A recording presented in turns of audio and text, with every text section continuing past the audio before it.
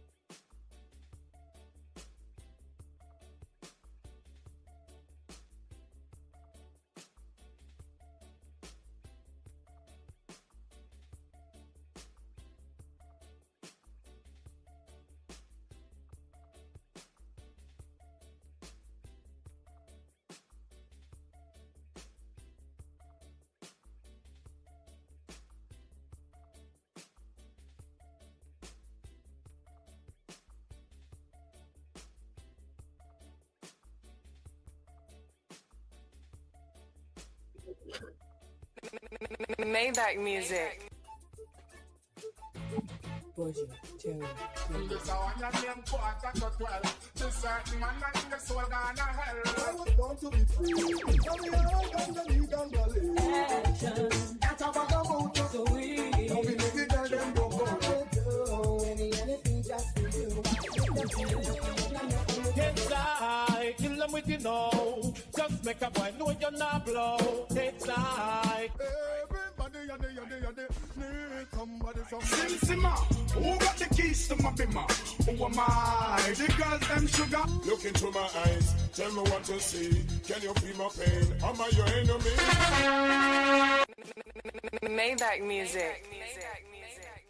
Jesus. I was listen, very important phone call that I could not ignore. I could not. The boss.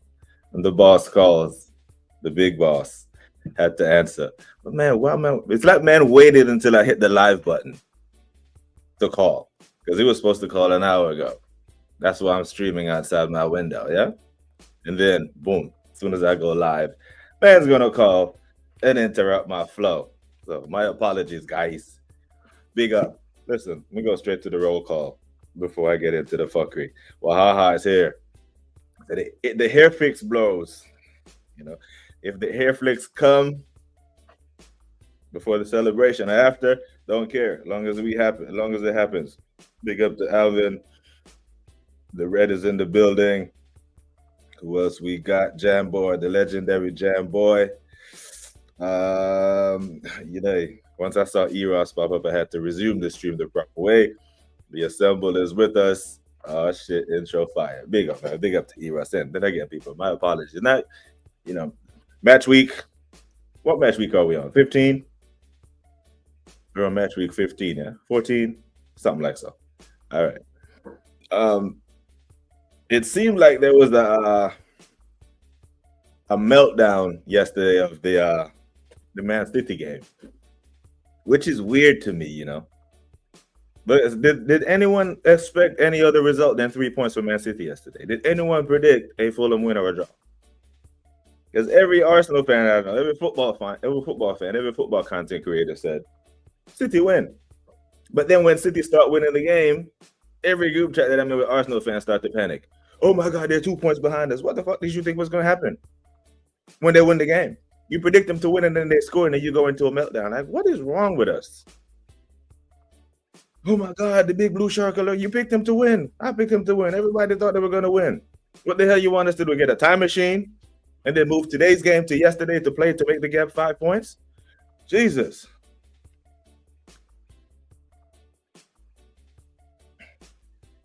We are a emotional bench. My goodness. Big up to Yaga P. Fulham. Honestly, I thought Fulham getting a point. Nah, there's no way I thought Fulham was going to get anything out of that. I'm seeing, oh my God, look how City are playing this and that. At 5-1, complete meltdown, complete chaos. And then 5-2 happened. 5-3 happened, 5-4 happened, and then the narrative completely changed around the game. You see how fickle football fans are, yeah? That in the space of 48 hours, this is what I've seen in the space of 48 hours. I have seen a Chelsea team celebrated for a draw as if they won the league, as if they won the game, and I've seen a Manchester City team get criticized for winning. You see, how do we get here? How do we get here when a team wins the game, gets 3 points, is criticized more than a team that drew 1-1? The fuck? I'm missing something. It's kind of like, you know, City are going to sign people in January, right? City are going to move because that defense is crazy, right? To give up, to concede 4 goals. But City are in a position where they can go on the road, right? If you can go away from your gas, concede 4 goals and still win the game, I like it. It's a flex. No one wants to concede 4 goals. I get it. But you concede 4 goals on the road, you normally lose. They won the game. 3 points. Now, there is part of the criticism that I can understand. You remember like earlier on in the season when Liverpool were 5-0 and the goals were coming late and people were saying it wasn't sustainable. And that turned out to be true. Right? Now, they left it late at home versus Leeds, and then it became kind of tricky at the end versus Fulham, but they were 5-1 up. This is the facts of the situation, right? They had such a big buffer they could concede 3 more goals and still not lose the game. Now, if you look at the lineup that Pep put out there and the substitutions that he made, he's being criticized for that as well. But this is the same thing that we're criticizing Mikel for. The stuff that what he is not doing is what Pep is doing. Pep is rotating the squad, resting players without even rotating. So you start them, you score enough goals that you can bring off Anika Gonzalez, regardless of the result. So if you get the rotation right, you win the game. You get it wrong, you lose or you draw. You make a meal of it, not all the way. It gets cagey at the end there. Now, I said like 2 or 3 streams ago, I remember that the manager, whether it be Maresca, Arteta, or Pep, whoever gets their rotation schemes better than the rest will win this Premier League. Now, a 5-4 and a 1-0 is still a 1-goal margin, right? Your goal difference only improves by 1 whether you win 1-0 or 5-4. Now, when we went to Anfield, I know I can't hide from it. I did say I would have rather us win the game. We lost the game 1-0. I would have rather us lose the game 3-2 trying to win it than lose it 1-0 trying to draw. The reason for that was if we lost the game 3-2 at Anfield and Gyökeres had banged the brace and Eze had scored, I think that would have served the team better than losing 1-0. Because then you would have had an informed Gyökeres going into the Man City game, going into the other games that he drew blank. You still lost the game. Still didn't get any points, and you still lost by a 1-goal margin. But I believe if you ask Arteta, right? If you ask Arteta or most of these modern day coaches, would you rather win a game 1-0 or 5-4? Most of them would say, I'd rather win the game 1-0. Especially Arteta. I know he would rather win the game 1-0 because 1, he loves the clean sheet. And 2, 1-0 suggests more control. 5-4 sounds like it's back and forth. It's a basketball game and anybody could win. 1-0, you can argue one team was dominant and one team wasn't. You know, but I think the criticism of City yesterday went overboard. Just like I think the praise for the 1-1 draw at Stamford Bridge went too far. It's just like we always seem to have one extreme on one side and one extreme on the other. Oh my days. Back to the chat. Big up to Jamboy, big up to Yaga P, LFC Monster in the house. What you telling me? Say, are the nerves kicking in for City now just 2 points behind you? They were gonna be 2 points behind anyway. They would have had to assume because everyone predicted City to win that game. Like no one. Maybe Anfield the Red said he thought Fulham would get a draw. I'm like, nope. I don't see it. Not Fulham. What an assist by Bernd Leno, by the way. Punched the ball straight to Phil Foden. I don't know what's wrong with these goalkeepers, you know. The average goalkeeper is usually the tallest player on the pitch. They're usually 6 foot plus, 6'2", 6'4". They can jump, they can use their hand. Why don't they ever just catch the fucking ball? I don't understand it. And if you jump to catch the ball and someone takes your feet from under you, the ref is going to blow the whistle anyway. Because these goalkeepers are so protected. The ref is going to blow the whistle. But they jump up and they just lose their heads and they just get cowardly and punch the ball and punch it straight to a Man City player. Phil Foden. Bang. Top corner. Too easy. And that Doku goal. It's almost like a chip, a diagonal chip. Well, City was always going to win that. So they might as well just pencil in, 30, 22, 28.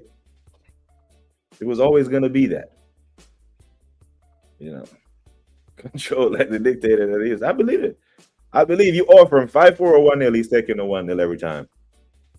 And the 1-0 could be an own goal or a set piece. He's not taking into account that both your wingers, Gyökeres bags a brace, Saka scores, and Madueke scores off the left. So your entire front line bag. You lost the game, but he'd rather the 1-0 comfortable control, death by 1,000 passes type football. The only thing Bunderman must take credit for is the way he gives excuses for what he is going to do in advance. I mean, I don't think he does that as much anymore. When he lays the groundwork, he seems to be making the excuses afterwards now. Like he's making the excuses after a game or after a cluster of fixtures. I didn't like when he brought up the Tottenham game and the Bayern Munich game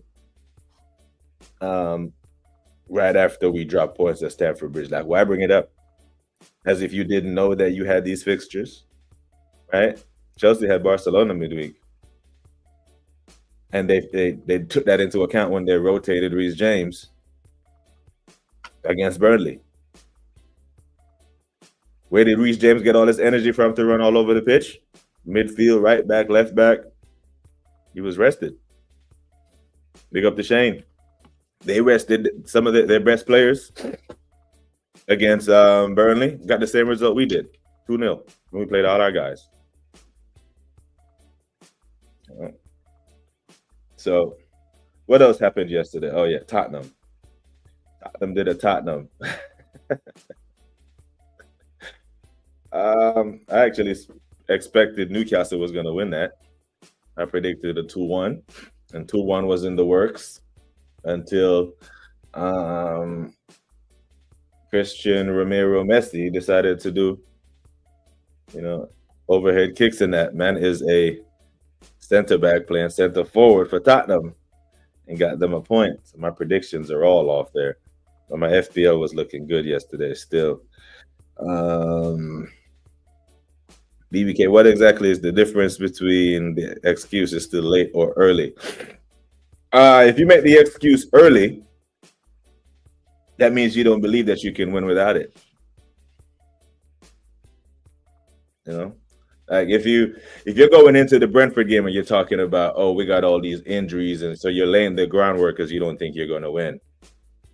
Right? But if you have your full squad, you can't make an early excuse. You have your full squad and you know that, hey, everything is good to go and you should go win this game. And on the course of play, you don't win, you blame the refs. That's the late excuse. It's after the fact because the ones that you couldn't lay early doesn't run. But I get what you're saying.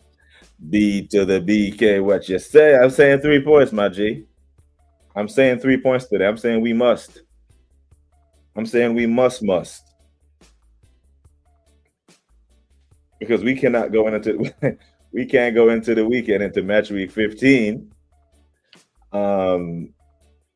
with City able to strike when we're going to Villa Park and they're going to they're at home to Sunderland.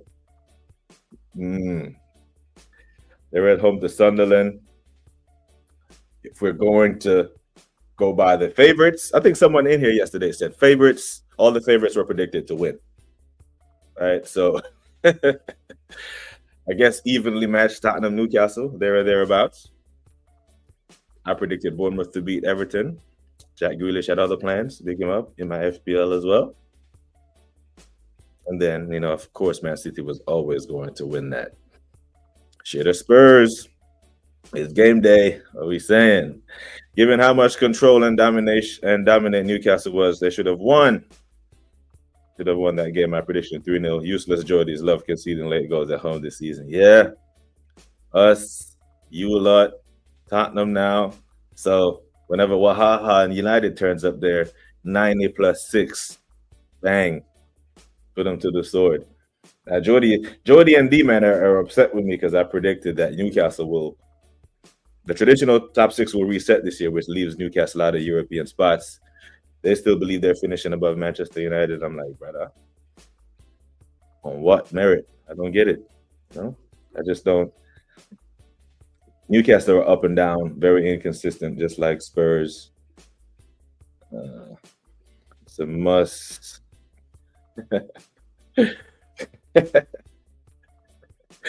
E to the red to the Ford. Yeah, that's a good one there. But yesterday's fixtures aren't today's fixtures. Yesterday was the warm up. Big up to my brother Waffle Down. We celebrate the warm up. Yesterday's warm up to today's main event. Right? We got Arsenal Brentford. We got Brighton Villa. That's a tasty fixture. If I wasn't on at the same time, I would have watched that, you know. But we got Liverpool, Sunderland, Leeds, Chelsea. One with packed day of fixture. So as soon as I get off here, I got to run and make sure I get some stuff done so I can get back in time to watch these games. But Arsenal v Brentford. What's that? Is it 3:30 kickoff? 3:30 kickoff. Oh, Jesus. Lord have mercy. Sweet baby Jesus. Claire. Isn't she lovely? Isn't she?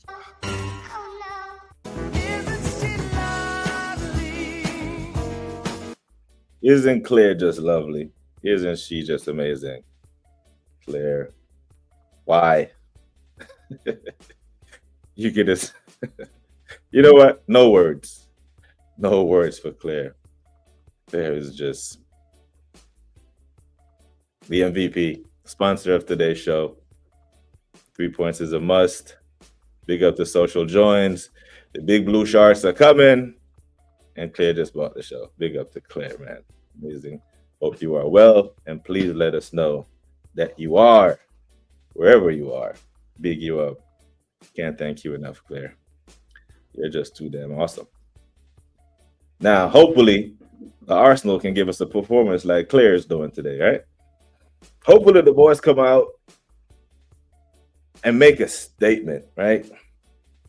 Another statement win. It seems like most of our statement wins this year have come in Europe,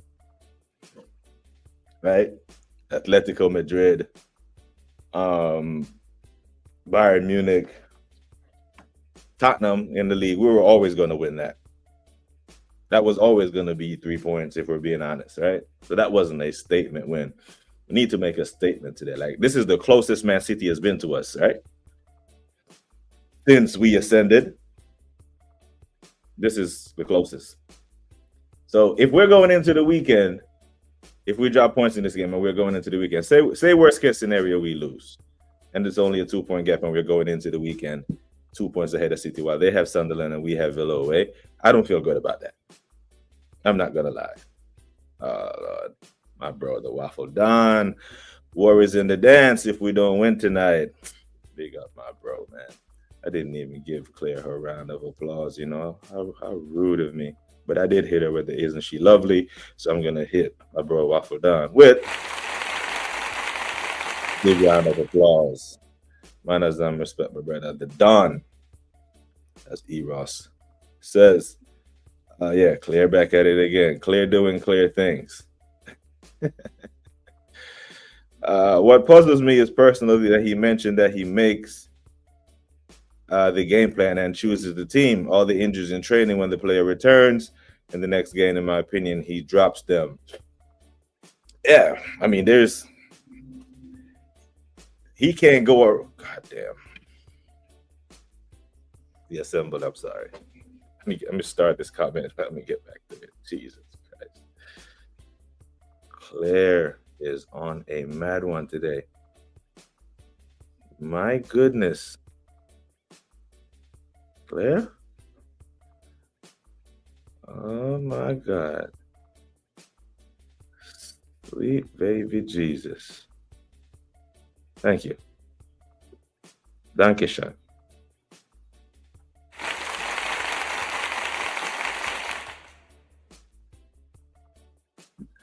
The entire channel. Claire just gifted the entire channel memberships, y'all. And Claire was gone for a little bit doing her thing. But Claire, welcome back.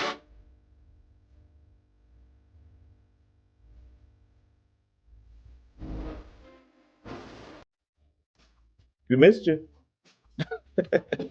There are so many people who are about to get notifications in their email saying, bam, Claire just blessed you. with the absolute, oh Lord, out of words. As someone who comes on YouTube and talks, I should always have words. But Claire just took all my words away. But just to answer the assembled, respond to what the assembled was saying. Yeah, he chooses the game plan. Nobody but him. It's brother. It's your move. All the injuries in training. What puzzles me is that no one presses him on that. No one presses him and said, brother, why all these muscular injuries? I understand that you have to train how you fight. But the guys who are on the bench, their muscles are recovering, while the guys who are training intensely are on the pitch, putting in more work, more wear and tear on their muscles. Any personal trainer, anyone who does any kind of fitness routine will tell you the recovery is just as important, if not more important, than the actual damn workout. You do the workout, you have to allow your muscles to recover. That's why they got performance enhancing steroids and all this stuff that they ban in the NFL, they ban in the NBA and baseball. It's because the guys who take these stuff, they recover so quickly, they pack on so much damn muscle so fast, they get big and stronger than everyone else and get a competitive advantage. And these muscular injuries, they scream of not enough recovery time. Guys are just breaking down. What we don't want today is when the lineup comes out, we don't see number 41, not because he's being rotated, but because he picks up a knock. Because we all know knock. A knocking Arsenal team could be anywhere from 3 games to 3 months. Steve sings about it, man. Players. Now there's 2 legends, legendary legends upon legends. It's Ross and Claire. I don't even know which one is more legendary at this point. Now I'm just Social Joints. I hate to break it to you. The gap will always be small. There will be a week or 2 where we don't play and we have a game in hand, so we are worrying for nothing. So before you hopped in, Social Joints, this is what I was saying. Every single person predicted City to win. But when City scored, man, them were panicking. Like, we expected them to win. With a win comes 3 points. This was always going to happen. You know? So in the games that when we play first, because I think we do play first, we play ahead of City at the weekend, and then we'll say we go 8 points clear at the weekend. Say we beat Brentford and then we beat Leeds before City kicks off, I think. And then we make it 8 points clear. The elation won't be as big as the panic that I saw yesterday when City started scoring goals. You would have think we lost our game. The way man them were reacting. Like, well, City were going to win the game regardless. J-Lux bigging up Claire. Claire says, anytime. Appreciate you, Claire. Well, I love your solo shows. And best don't hate me. I'm waiting for the cooking stream with the apron. Yeah, I saw Jimmy. I'm going to call Jimmy out. Jimmy Spliff. Man did a whole show saying he is cooking Arsenal. He cooked Arsenal, and the man dedicated a whole stream cooking Arsenal from a 1-1 draw. Make it make sense. Sleep and recovery, most important things. Facts. The guys aren't recovering in time, so their muscles are breaking down. Need a curry duck cook along. Guna can receive a membership from Claire. Oh, wow, Claire. Big up. A knock at Arsenal, that's 2 months minimum. Right out. It'll be 2 games or we don't see. You know, what's his name? Tomiyasu had knock after knock after knock after knock. Would come in, pick up another knock. Benjamin White had picked up a knock. Hasn't been the same since. See?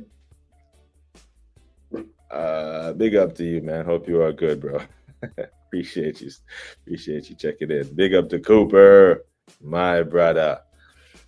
Blunderman ain't pulling wool over my eyes, especially when we got nylon in it. Nothing more, nothing less. Wesley, big up, man. You got Claire to thank for the membership. I have been moving mad since that Bayern game, and Chelsea had to ruin my high.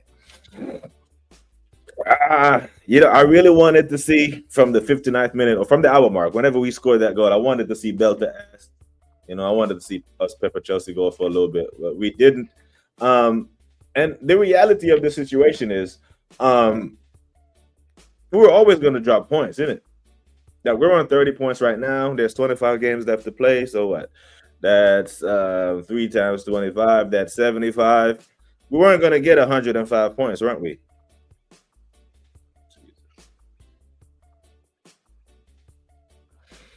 Oh Lord, have mercy. I'm gonna have to get my I'm gonna have to get a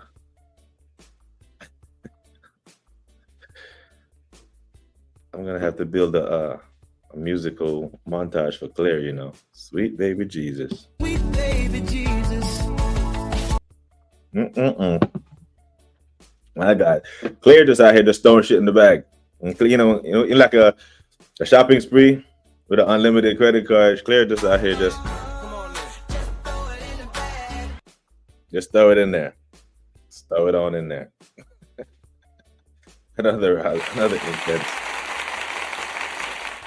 Another intense round of applause for Claire.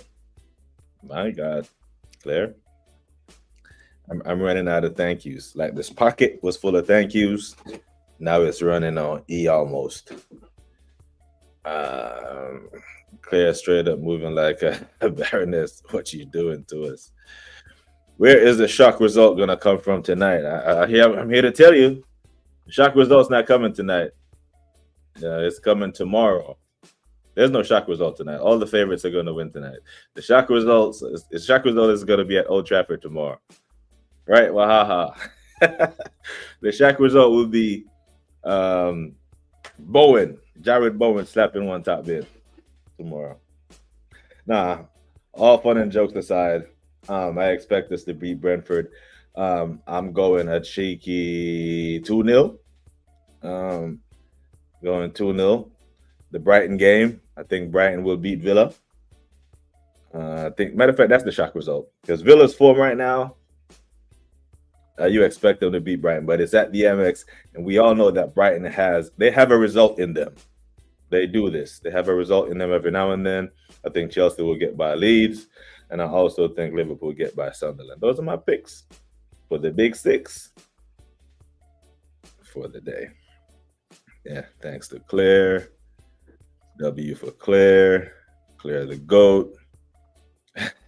Claire intro. Yeah. Hey, we got to do a stream for the Army Navy game one day. Hey, man. Yes, I'm here for it. I'm here for it. Whenever you want to, my bro. And we'll link up long before then. You're always welcome here on the channel, my bro. Yeah, I couldn't find you on IG, man. If you can find me on IG, BBK Sports 23, just shoot me a message. Clear. I got you. I'm gonna have to do something for Clear, man. I'm gonna have to. Hey, that Coquito. Hey, it's that time of year, isn't it? It's that time of year. What have you done? Amazing gift to the channel, man. She is just See, Wahaha said if Sunderland loses, this is a shock. Can't with this guy, I can't.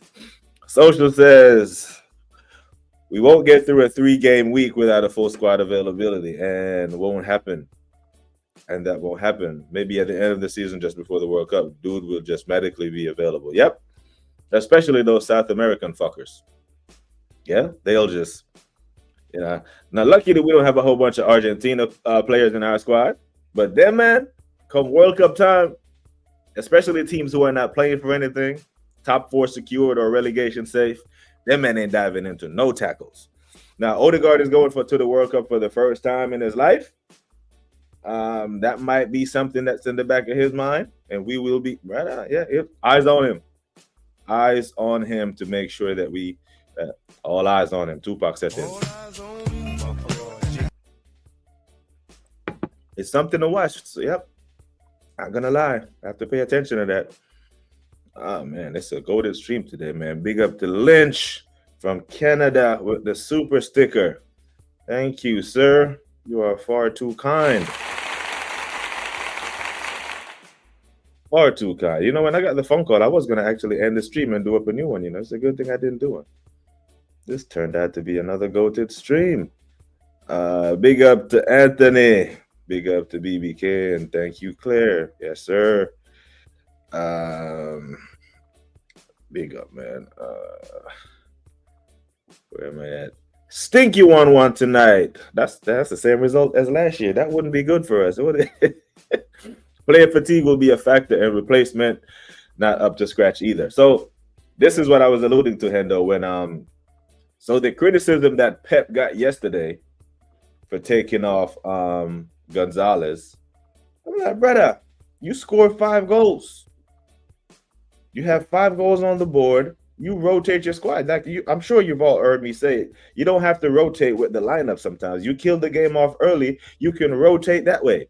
Rodri has been injured for time and he's been nursed back. So what does that mean? Nico Gonzalez has been playing heavy minutes in the midfield. So yesterday, Pep had a chance to rotate him when he's up 5-1. Of course, he's going to take him off. And when he took him off, he brought on John Stones and Savinho, and it didn't work out. But he had enough of a buffer to get away with it. That's what I'm on. You kill teams off earlier. It gives you the ability to do that. Because if they weren't up 5-1, he couldn't take Nico Gonzalez off yesterday. He couldn't.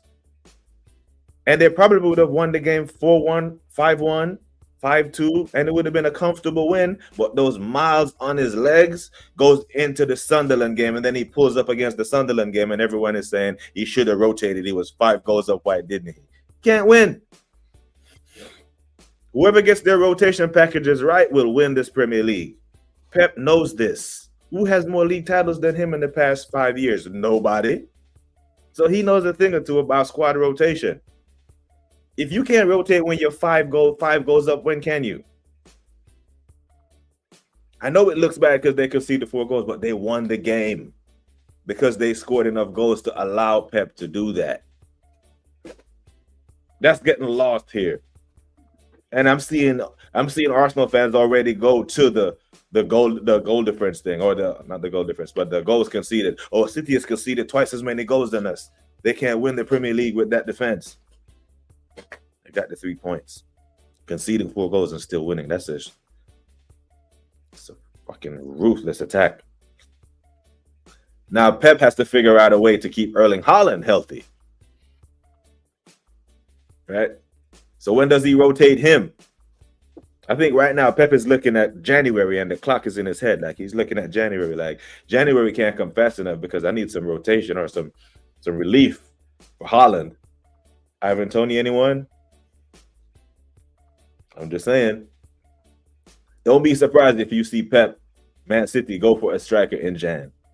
Because they can't rely on Erling Haaland to play 30 Premier League games, 14 to 15 Champions League games, and an FA Cup run.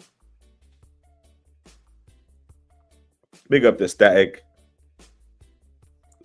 W's for Lynch. Lynch bigging up LFC Monster. Big up to Static, bro. I hope you're all good, man. Honors and respect every time. We can watch Bilbao versus Madrid since it's 18:06 UK time. I don't know the rest of the world. Sorry, yeah, that is 10 a.m. my time. That's the good football, you know. Anyone caught the Barcelona game yesterday? That was a good watch.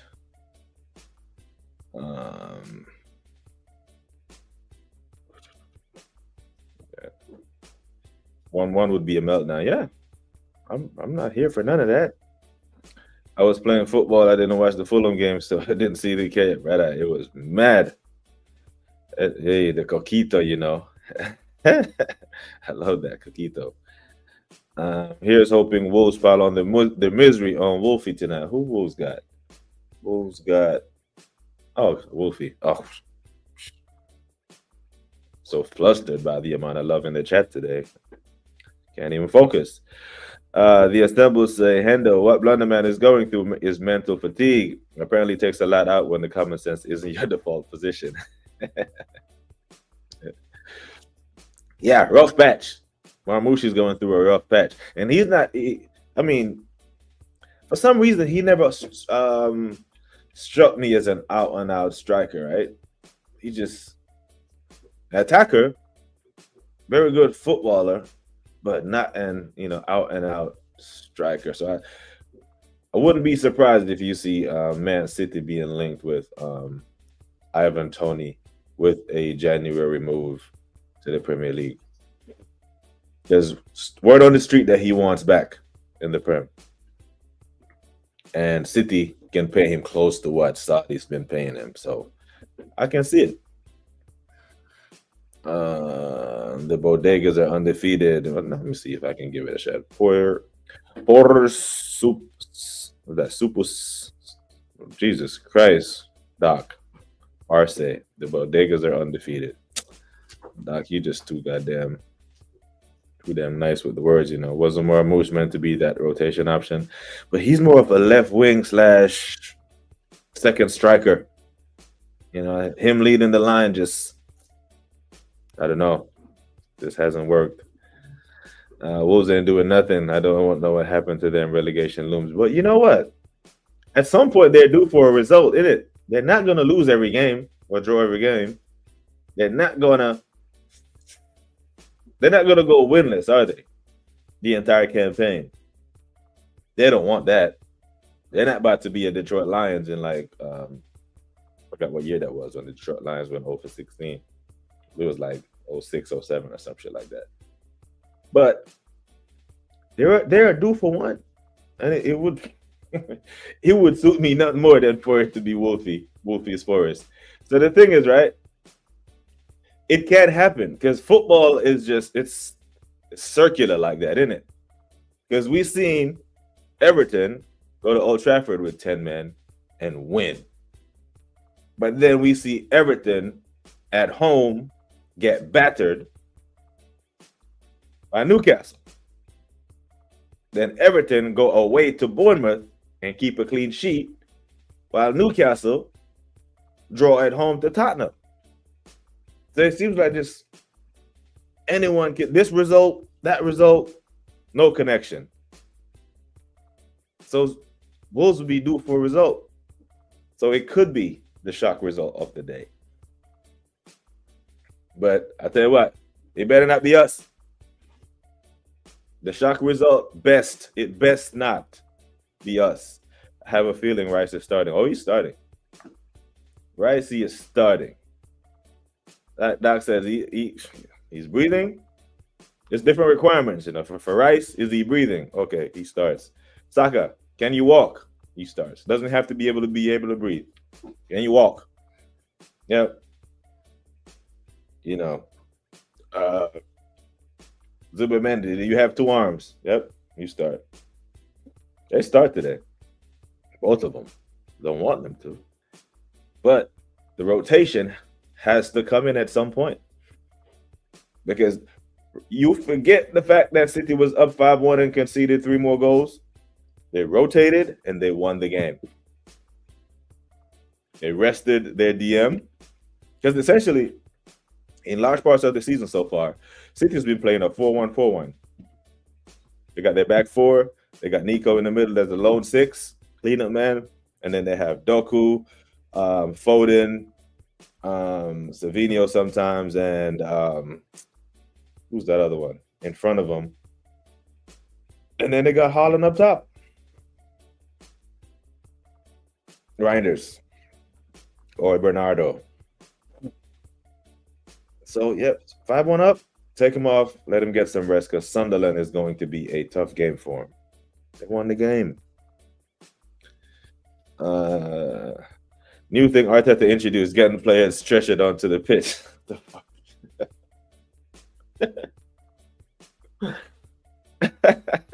Stretching onto the pitch. Marmoush ain't a Pep player. City last window just seemed random vibes of overhyped players. These men spent 400 million to say nothing. It was like a fishnet, isn't it? They just threw the net out and see what it caught. And it caught Marmoush, it caught Gonzalez, and it caught that Kusmanov. Was there another one? Or it was just them 3? It was just them 3. I think there was another one. There's no way them 3 cost 400 million. They signed someone else in January. But Nico has turned out to be good. And if you can have your deputy or the future six of your football team hold the fort while the Ballon d'Or winner takes his time coming back from a major injury, and you are within striking distance, aka 2 points away from the league leaders, good position to be in December. Because we have 6 or 7 games this month, you know. Well, breaking out the jokes, man. I saw this and I was like, oh shit. I knew this was gonna be a talking point when I heard him say this. When I heard him say a lighthouse. So what did he explain it as? Is the person that everyone looks to for direction or listen, I don't do the press conference thing. I don't. I just think it's not something I want to give to an audience, right? Anyone who wants to watch a Arteta press conference can go watch it. They don't need to watch me to watch his press conference. You know, I don't. So, and some of the press conferences, when people do content and they do his press conferences, some of us take it too far. And what I mean, take it too far, we have to be very careful on this side of the fence, right? Because everyone knows that most people over here, if not all, you know, is Arteta out. We know how we feel about Arteta, but we have to keep the criticism valid. We have to stand on our square. We're criticizing for his substitution patterns, his lack thereof, or his mismanagement of players, or the amount of money spent and the second place finishing. That's what we're criticizing him for. That's what we're upset about. When I see man doing these press conferences, doing reviews of his press conferences, they be doing too much. And it's the same shit that the top gooners do. They be doing too much, but we can't be doing too much on that side because it will invalidate the criticism. I'm seeing man doing press conference reactions to Arteta, and they're criticizing why is he sitting like that? What the fuck are you talking? Are you a body language expert now?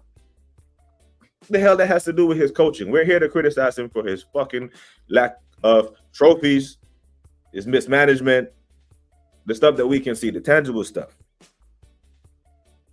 Not the person, oh, I don't like how he answered that question, or I don't like how he's sitting in the chair. Let's keep the criticism valid. Let's stand in our square. Because if we're gonna do the hyperbolic thing, it's legit the same thing that the top gooners do. They just do it on the positive side. And I don't want to get into that realm where it just seems like it's an agenda. It's an agenda against him not winning. Not how he sits in a press conference. We'll give 2 fucks about that. Let's keep the criticism valid. Big up to Miss Melina. Hope you are good. November 30th came and went, and I didn't hear from you since the New York Knicks punched up your Toronto Raptors. So big you up. I was going to give the Knicks some credit this morning, but then we shit the bed last night versus the Boston Celtics. So I have to put my chest back in. Big up to Vigilante all the way up from Port Elizabeth. Big up, man. My gentleman's Jack protege. That press conference was absolutely insane the other day. City seems to buy players like Chelsea. They got him sitting on the bench. Their opponents are weaker. It's a strategy nonetheless. Very expensive strategy. And it doesn't always work. But when you are Oil Brothers FC, you can. Marmouche, Victor, Nico, Marmouche, Reinders, Reindeer. I was going to say that, you know. Krishmanev, Trafford, 8 Nori, 400 million, and no one says anything. Okay. So in January was Marmouche, Krishmanov, and Nico. Okay, and then the rest of these guys are in the summer. But that's the thing. City's going to get away with it because one is City and no one really cares. Right? Right? It's the thing, you know. City, no one really cares. Even with Chelsea to an extent. You remember when Chelsea finished 12th and no one gave a shit? No one. The Arsenal finished 8th and 5th, and it was meltdown city. And not enough people care. Good afternoon to everyone in the chat too. Mel is so polite with all the manners. Big her up. It was, you know who it was. It was our beloved Claire. Big up, man. People bash Arteta just to get class sometimes. I care about what he does on the pitch. Yes. And this is what I'm saying. The criticism just has to be valid. Let's stand on our square. We have enough reasons why we're mad at Arteta. We don't have to make up shit. You know? But sometimes Man is like, man, look at his hair. What? Come on, stop it. You criticize him for his hair and how he answers the question is no more different than Positive Dan sucking him off for it. Oh, your hair looks so good. Your hair looks so bad. What are we doing? Keep it on the football.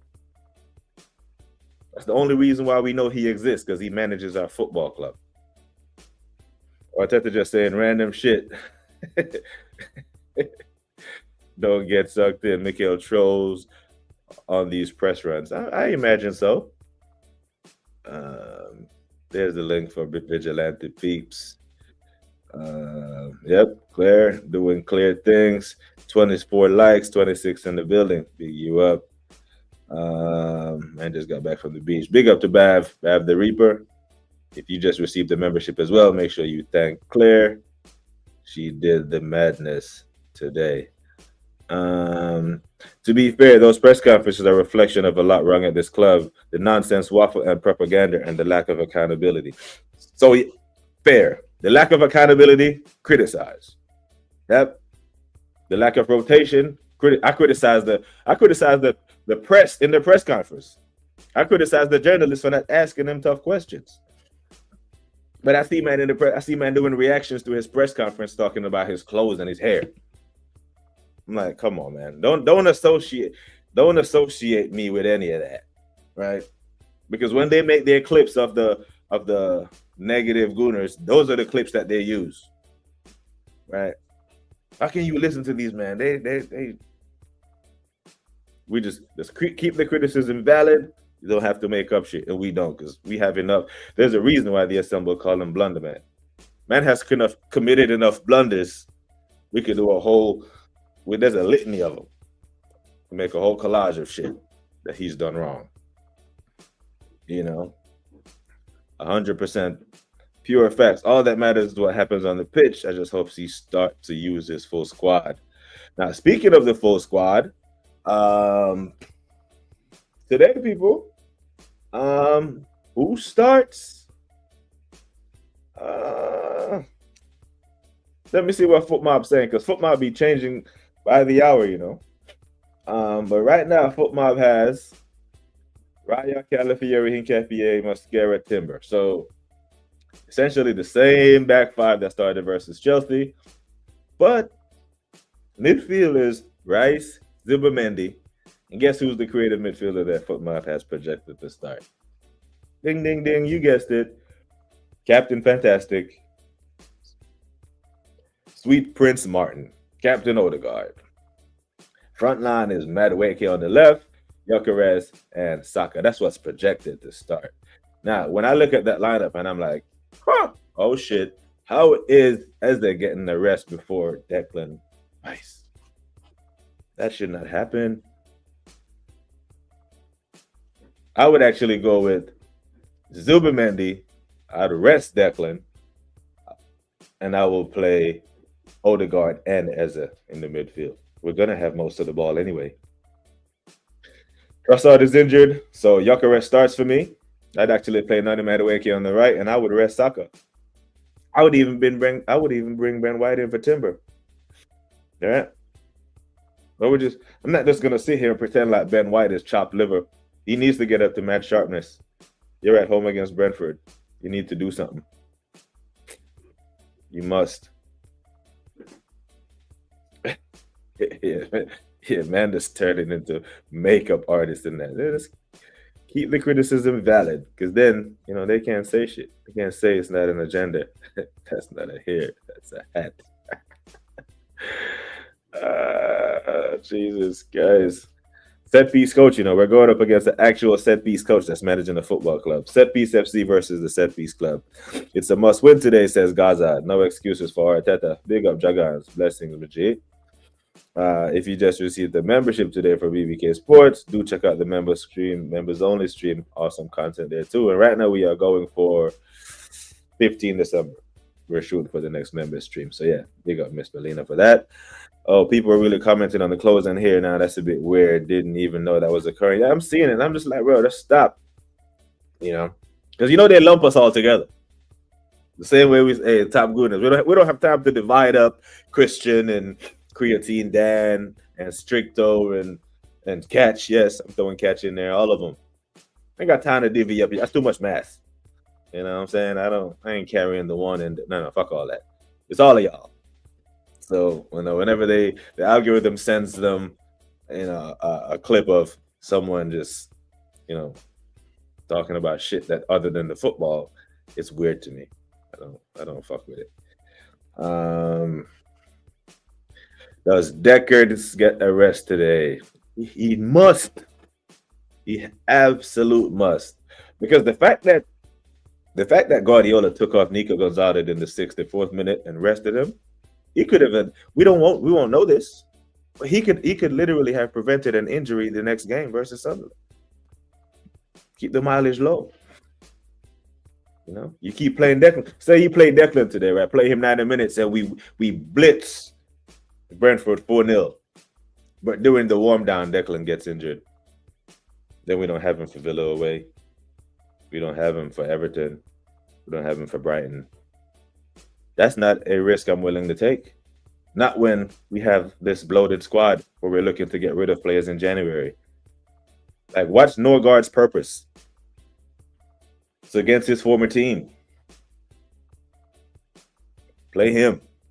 Declan needs to rest. Juan Mirbach. Now, Calafiori starts. He should start. He was rested versus Chelsea because he picked up that early yellow. Yuck is due for a goal. Should score. This is a double-edged sword for me. Because normally when players play against their former team, sometimes it gets to them. They play the occasion instead of the game.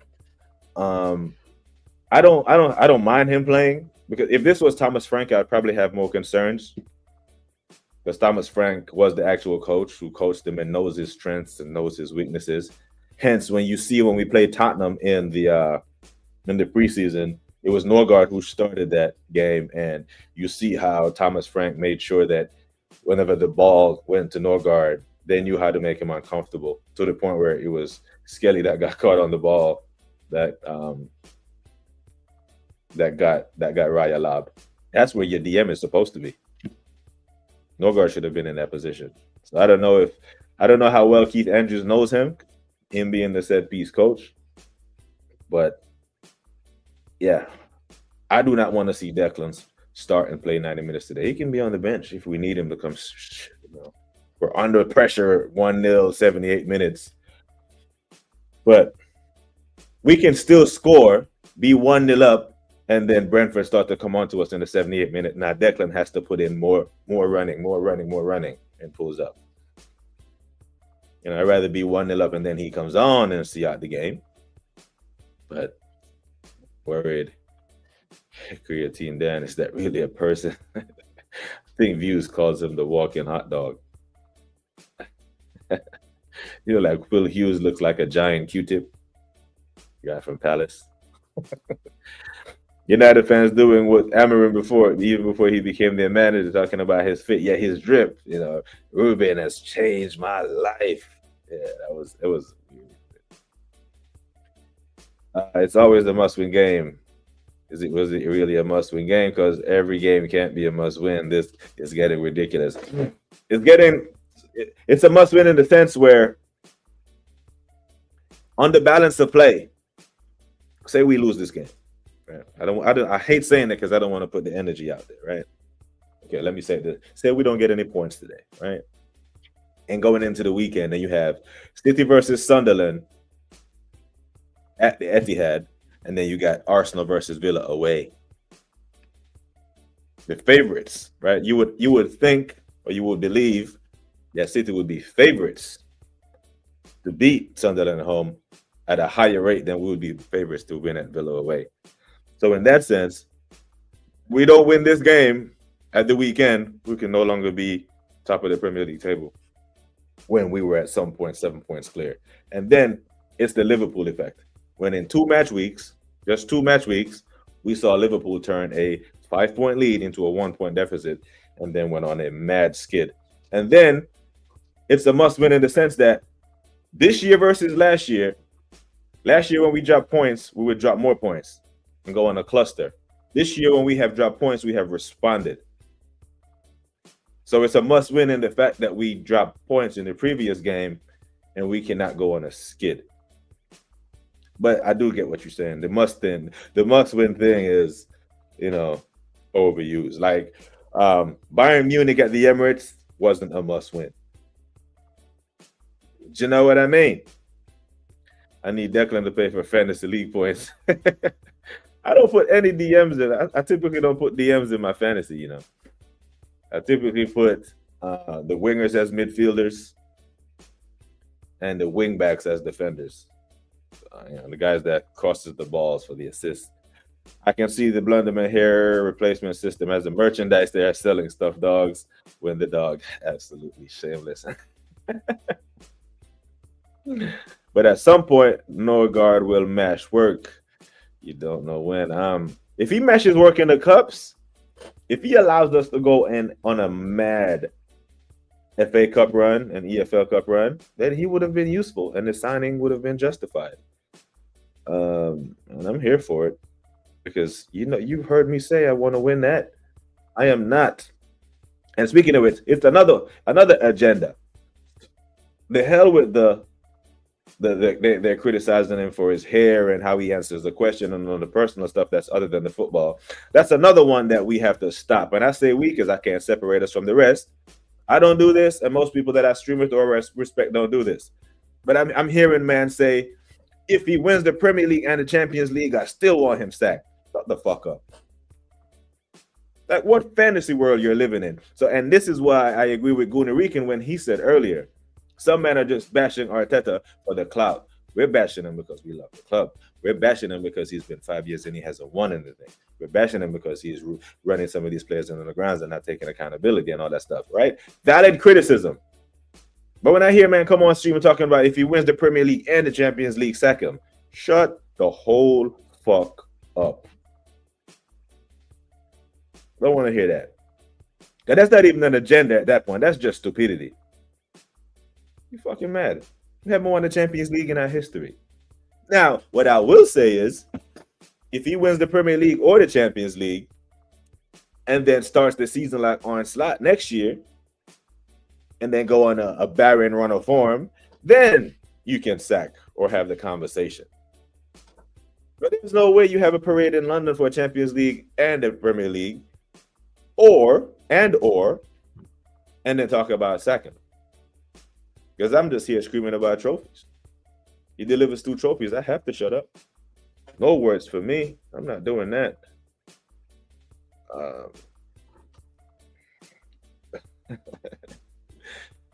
Big up Jaggans, man. I'm recording that night. You in Jamaica? If so, hopefully you weren't affected by the storm too much. Yeah, man. Jaggans, make sure it's everything blessed by the island. It's rough out there still.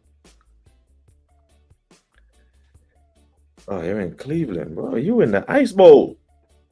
My God. Brother. OH. IO. Cleveland. Thanks for that FPL insight. We'll keep that in mind going forward. Yeah, man, but some of the midfield, because they classify their wingers as midfielders, and somehow Mo Salah is still 14 million. Like, FPL must be blind to what's going on down in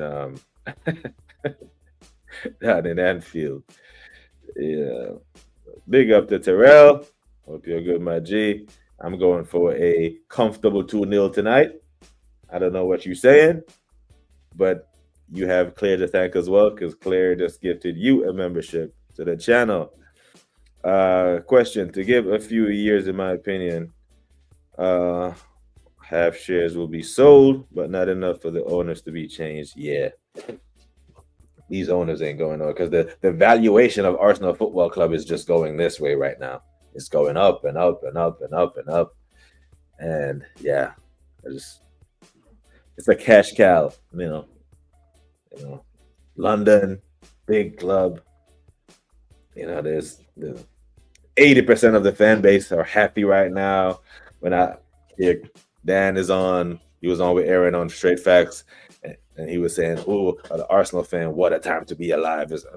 And Aaron was like, "That's the fundamental difference between you and I, because we've been alive at a better time for Arsenal Football Club. We're winning,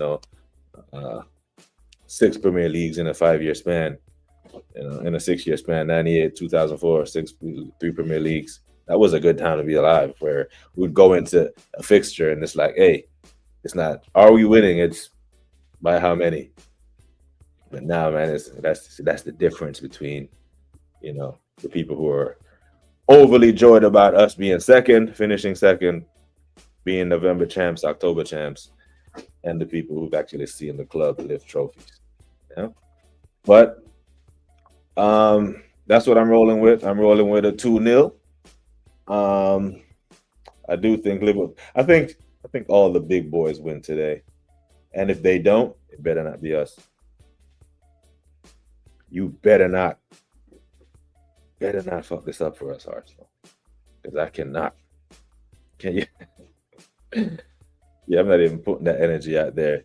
I hear that, BBK, but we both know if we do win a major this year, Arteta will never leave this club. His prestigious mental gymnastics will always refer to that trophy. But the thing is, if he wins the champs, yeah, probably. But if he wins the Premier League, it doesn't. That's the sticking point for me, because you've added to the legacy of Arsenal Football Club. Then we would have won the Premier League for the first time in 22 years, right? But if he wins the champs, becomes the first to do that, then he will be immortalized. I think he will be, and then he would have had to resign. But I cannot take that, and I wish we could get the entire fan base to unify in this sense, where I say, okay, we know you love Arteta. We acknowledge that we don't love him as much as you all do. However, we must agree that when we win a major, should we win a major, it does not buy him an infinite amount of time, because now we would have tasted success and we will want more of it. So let's make the conscious decision now as a fan base, not to be entitled. We have no God-given right to win Premier Leagues and Champions League year in, year out. But let's make the agreement now. Let's make a pact. Let's make a pact that whenever he wins the Premier League and the Champions League, and or either or, he doesn't buy him an infinite amount of the time. That's now the standard, right? A minimum of 1 trophy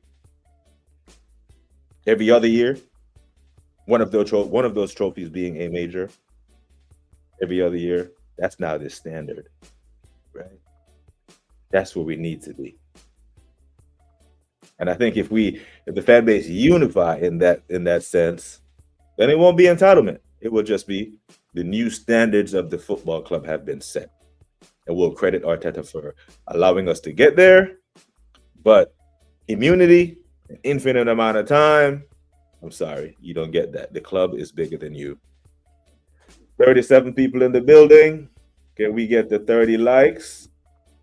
Would be great.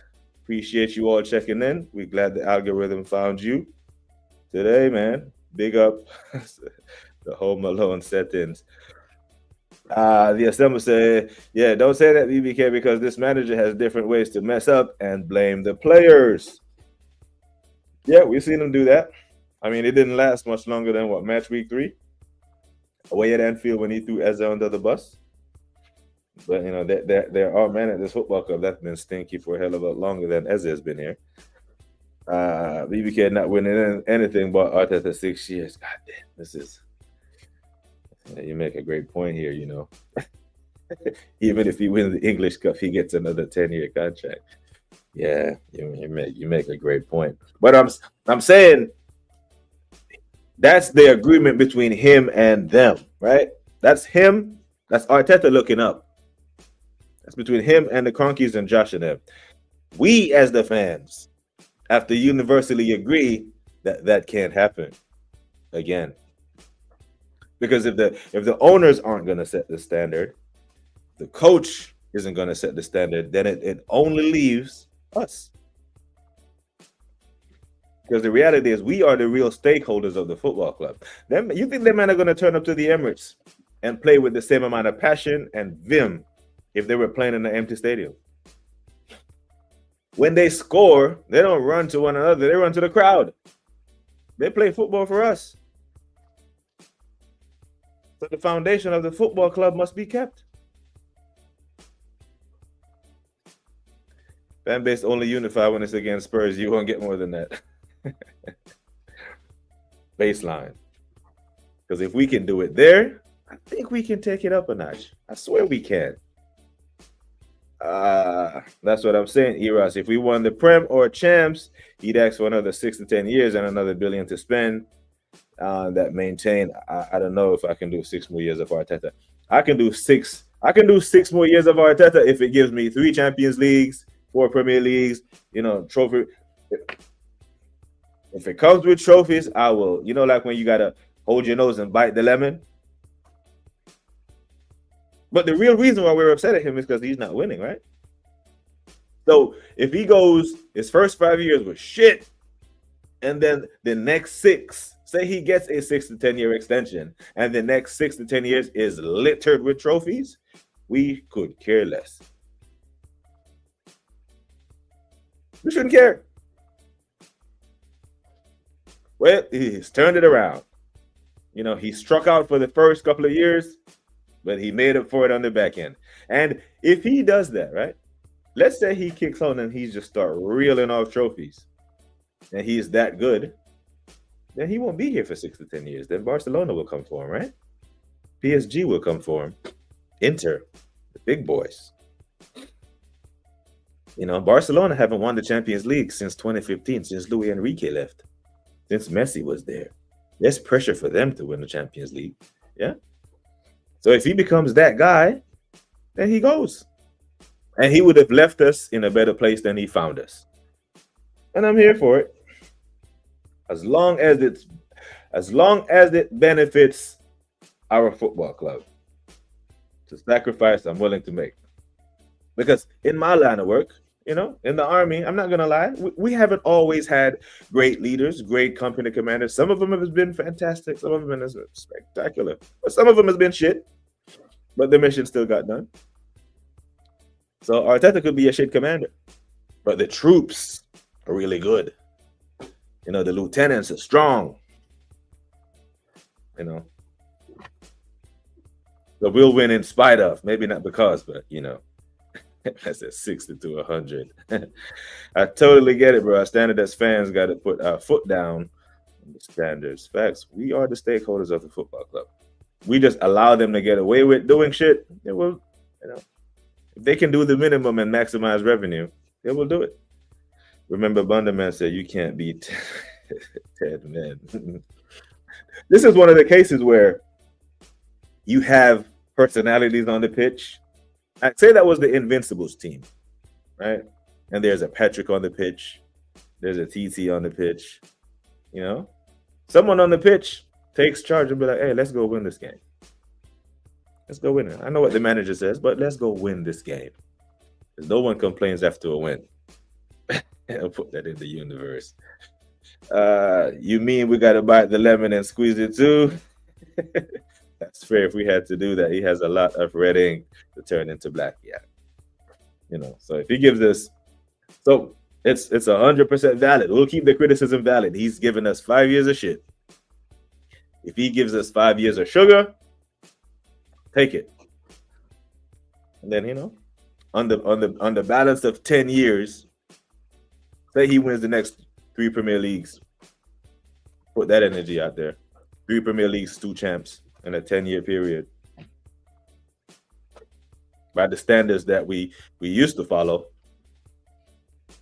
probably isn't good enough given a 10-year period, but it would have been a hell of a lot better than we thought it would have been after second.